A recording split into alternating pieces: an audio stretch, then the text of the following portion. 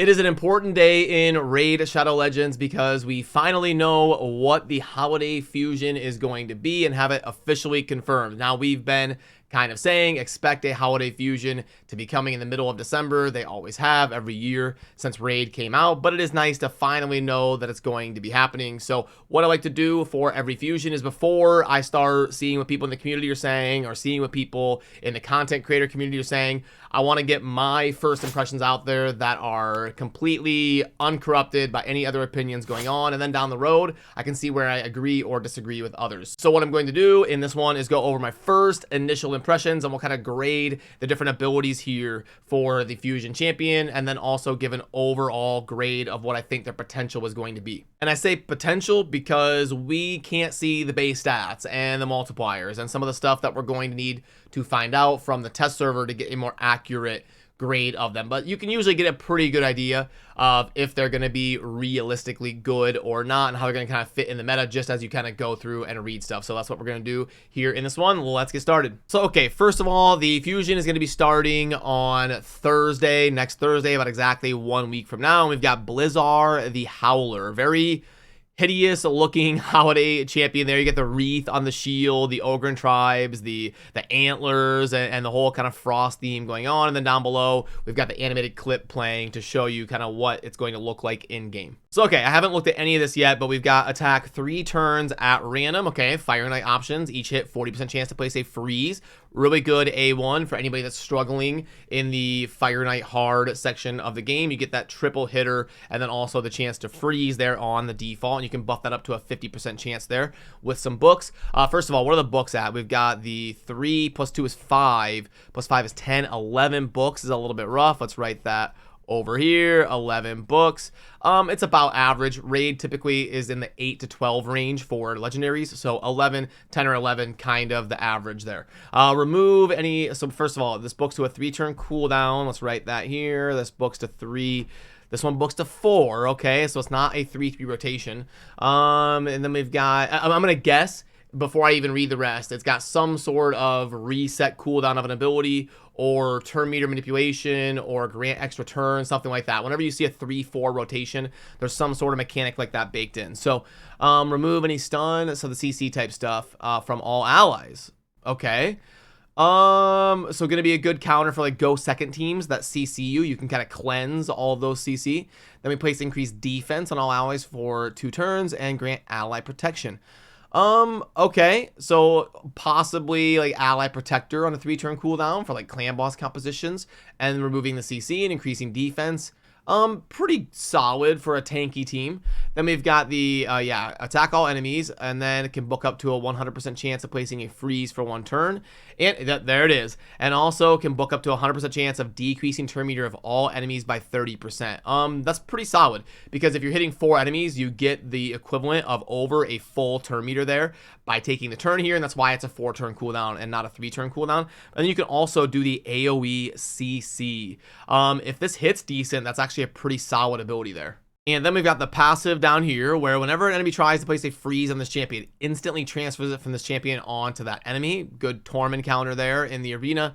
And then whenever this champion is killed, so this is gonna be a 3-turn cooldown when booked. Whenever this champion is killed, revive them to 30% HP in turn meter, but place a revive debuff. Okay, so it's gonna be really hard to finish this champion off. You're gonna have to kill them 3 times. The first time you kill Blizaar, we're gonna get the revive, and then also the revive on death, and you're gonna have to kill them again a second time. But then, because of the revive on death, that is the buff that's going to be on there, you may have to kill them a 3rd time to finally eliminate them from the battlefield. So a very sticky champion here that's going to be tough to completely wipe out. So, okay, just first up in terms of gut reaction, I would say a little bit underwhelmed. I'm not reading this and I'm like, oh, geez, like I was with like a Pythion or a Brogni or something like that, where I'm like, holy cow. So my first gut impression is slightly underwhelmed. But let's go through and just kind of grade each part of the kit.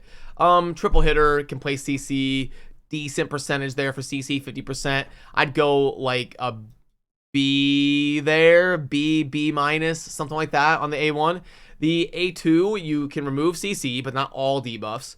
You get the increased defense, which is nice, and the ally protect. Again, 3-turn cooldown, pretty solid.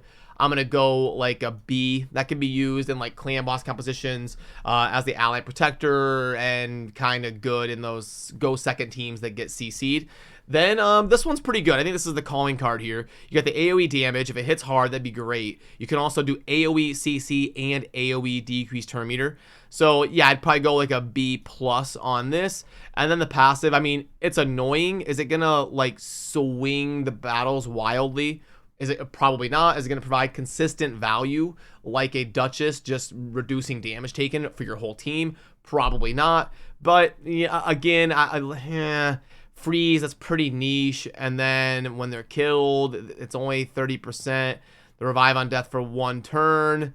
I mean, honestly, on the passive, I'd go like a C plus. So when you average all this stuff out, you get B minus, B plus C.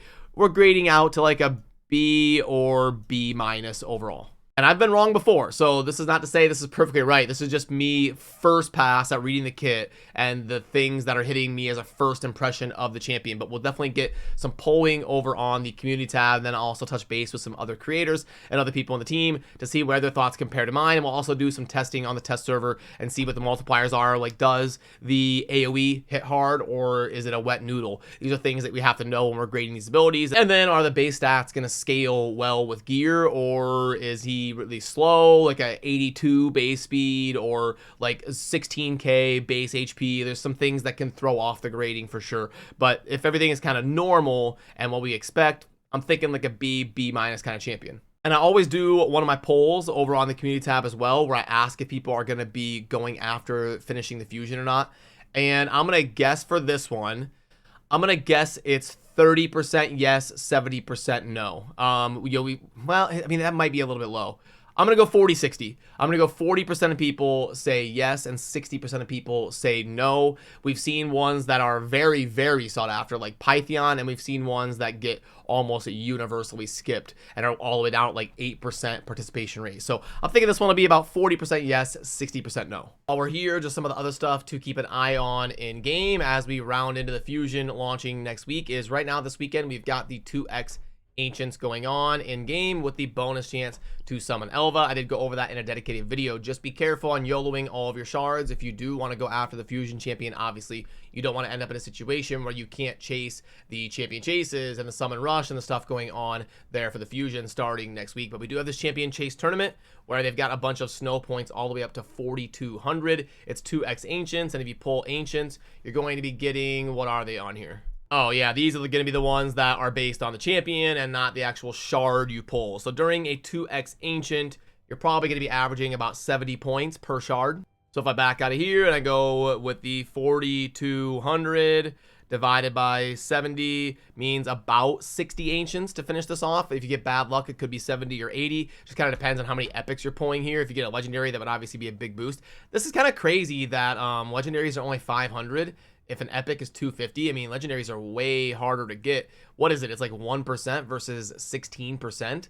So I feel like legendaries should at least be 1,000 if you summon them during this. But yeah, that's pretty underwhelming there. So you definitely want to get like as many epics as possible, because the way they structure these points, it's a little bit off. Like an epic is worth 25 times a rare, but an epic isn't 25 times harder to get than a rare.